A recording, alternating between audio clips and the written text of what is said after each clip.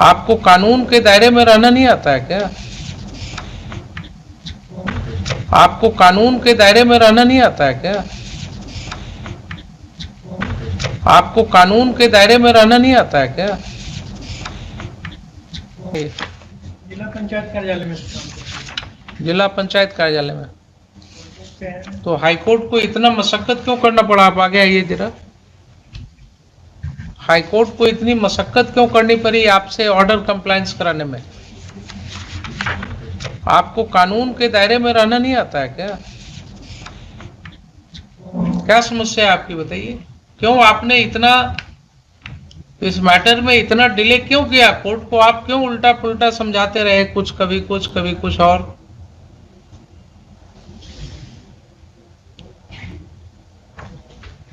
अभी हमने आपको शोकज किया, कंटेम्प्ट में शुरू करूंगा आपके ऊपर।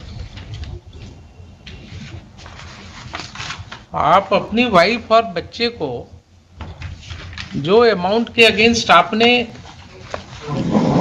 अपील भी नहीं किया है, वो अमाउंट भी आप नहीं दे रहे हैं। दे रहे थे सर, उसमें तो दिया था, पीछे दिया था। कितनी सैलरी है आपकी अभी? अभी मेरी 17,000 है। 17,000। 17,000। सैलरी स्लिप का है आपकी? जनवरी से हुआ है सर, जनवरी से हुआ है। सैलरी स्लिप कहाँ है आपकी? सैलरी स्लिप तो सैलरी तो अकाउंट में जाती है सर, स्लिप बनता नहीं हो। 17,000 है। कॉन्टेक्ट फैमिली में और कौन कौन है आपके साथ? फैमिली में अभी कोई नहीं है। कोई नहीं है, आप अकेले हैं? वाइफ और बच्चे आपके साथ नहीं हैं? नहीं। तो कितना रुपया आप देना चाहेंगे अपनी वाइफ और बच्चे को 17,000 में?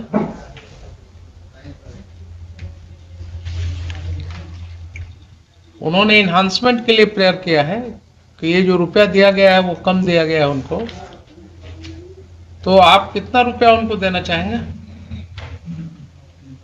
सर बीच में चार आपकी पत्नी और बच्चे हैं, और आप इस तरह से उनको नहीं ट्रीट कर सकते हैं। सर कॉन्ट्रैक्ट की नौकरी है, कभी भी वो हटा सकते हैं, और बीच में बोलिए ना, जब आपको हटाएंगे तब देखेंगे। फिर जॉब में भी नहीं था। आपको जब हटाएंगे तब देखा जाएगा। आप जब जॉब में नहीं थे उसकी बात मैं नहीं कर रहा हूं, मैं अभी की बात कर रहा हूं। आप जॉब में कब से आए? जॉब में आया हूँ 2018 से। 2018 से आप आए हैं? तो 2018 के पहले का आपको मैं इम्पोज नहीं कर रहा हूं लायबिलिटी। अभी 17,000 रुपये आपको मिल रहा है। आपका खर्च कितने में चलता है? 6-7 हज़ार रुपया लगभग। 6-7 हजार रुपया। और परिवार बड़ा है तो सब देखना पड़ता है, तो अभी तो आपसे हमने पूछा कि और कौन है आपके साथ, आपने कहा और कोई नहीं है। फैमिली वगैरह और देखना पड़ता है ना सर। नहीं, वेगली मत बोलिए, मैं इंक्वायरी करा दूंगा। आप कोई एक शब्द में मुझे मत समझाइए। आपके ऊपर और किसी की जिम्मेवारी है? नहीं, अभी नहीं है ना? तो आप साफ सुथरा बताइए, कोर्ट है। तो आपका खर्च कितने में चलता है? लगभग वही 5-6 हजार मान लिया। तो आपका खर्च अगर 5,000 रुपये में चलता है तो आपकी पत्नी को भी तो 5,000 रुपये चाहिए ना? 17 साल की बेटी भी हो गई। एक मिनट रुकिए तो जरा से। आपकी पत्नी को भी 5,000 रुपये चाहिए ना? नहीं चाहिए? आप 5,000 रुपया खाएंगे और आपकी पत्नी कैसे काम चलाएंगे अपना?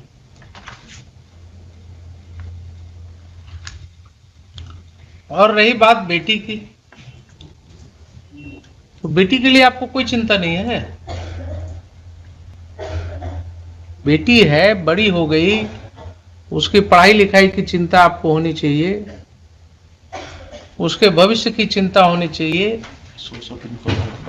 तो आप अपनी पत्नी को और बच्ची को, दोनों को क्या बोल रहे हैं मिश्रा जी, बताइए। इनका कहना है कि वो पहले से कमाती थी, अभी भी कमाती है, ये इनका कहना था। कोई एविडेंस है? कोई एविडेंस? देखिए, बोलिए उतना जिसको साबित कर सके। आप दिखा दीजिए ना। अभी तो हमने रिवीजन अलाउ किया है केस में जिसमें वो लेडी आंगनवाड़ी सेविका के रूप में काम कर रही थी एंड कंट्रोवर्ट नहीं किया। हस्बैंड का रिवीजन हमने अलाउ कर दिया, सेटिसाइड कर दिया ऑर्डर। आप दिखाइए ना मुझे क्या दिक्कत होगा इसको सेटिसाइड करने में। इनका कहना है जो कि वो कहने से नहीं होगा, फिर आपको बता रहे हैं, आप अच्छे वाले अनुभवी वकील हैं। जी कोई एविडेंस इसमें लीड हुआ है कि पत्नी जो है वो कमा रही है? नहीं, वो evidence नहीं हुआ है ना। जिस दिन आपको एविडेंस होगा आप जाकर के वहां मॉडिफिकेशन ऑफ ऑर्डर के लिए फाइल कर दीजिएगा, अल्ट्रेशन ऑफ ऑर्डर के लिए फाइल कर दीजिएगा। प्रोविजन है ना सीआरपीसी में। आप वकील किस दिन के लिए बैठे हुए हैं? सलाह दीजिएगा इनको। अभी जो तथ्य सामने है कोर्ट के, उसमें बात कीजिए। Let us not take hypothetical situation, unnecessary हो जाता है उसमें। Fact remains that in this case you have not laid any evidence showing that your wife is engaged in any gainful employment. Subsequently implied हुआ है। तो आपको किसी ने रोका क्या? सब्सिक्वेंटली अगर इम्प्लाई हुआ तो आपको किसी ने रोका? आप एक अल्ट्रेशन ऑफ ऑर्डर के लिए फाइल कर देते पिटीशन, वहां दिखा देते कि देखिए साहब circumstances have changed now, she is herself having sufficient income, therefore I need not pay her. किसने रोका आपको? तो ये तो 3 साल से अभी हाईकोर्ट को मशक्कत करनी पड़ रही है इनसे रुपया दिलाने में, जो जिसके अगेंस्ट इन्होंने अपील भी नहीं फाइल किया 3 साल से, वो रुपया भी नहीं दे रहे थे। सर्विस का ब्रेक कर गया था, ये बता रहा था। अभी कैसे पेमेंट हो गया? 3,81,000।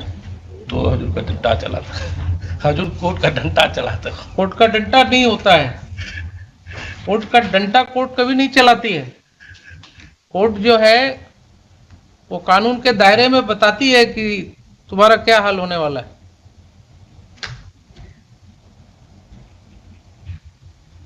अब छोटी सी बात रह गई है, इसको समाप्त करें हम लोग। अभी 17,000 इनकी सैलरी है, 2,500 रुपया इनकी वाइफ को है, 1,000 रुपया बेटी को है। ठीक है, आप इनको 5,000 रुपया दे दीजिए वाइफ को, और चलिए 2,000 रुपया दे दीजिए डॉटर को, 7,000 दे दीजिए। अगर वाइफ का कोई गेनफुल एम्प्लॉयमेंट होगा, आप मॉडिफिकेशन के लिए ऑर्डर पास कर दीजिए, ये पिटीशन फाइल कर लीजिएगा अल्ट्रेशन ऑफ ऑर्डर के लिए। That remedy is there. अगर 7,000 में 2 आपके फैमिली के मेंबर्स नहीं रह सकते हैं, मतलब रहेंगे, फिर भी आपको 10,000 रुपया आपके हाथ में बचता है। अदर प्रॉपर्टीज आपका जो भी होगा, there can not be anything less than this.